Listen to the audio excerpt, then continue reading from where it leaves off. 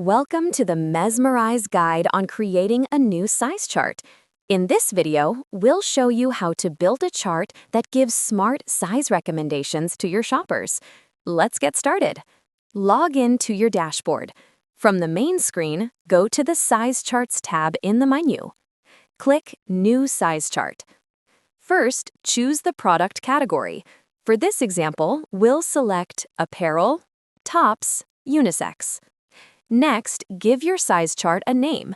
This is just for your own use. It won't be visible to shoppers. Now, pick how you want your chart to appear: size chart only, AI recommender only, or both, the complete size hub. On the same screen, choose your unit system, inches or centimeters. Measmerize works with both body measurements and product measurements.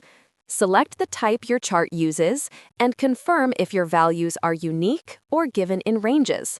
This helps us prepare the right template for you. Click Create Size Chart. Now edit the template. Add the size labels you need and rename them to match the exact size variants on your product pages.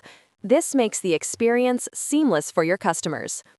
You can also add extra columns, maybe for additional dimensions or conversions to other sizing systems. Next, enter your values directly into the cells. When you're finished, click Validate Size Chart. As soon as you save, our tool runs a quick validation test. It checks for typos and makes sure the data fits your product category.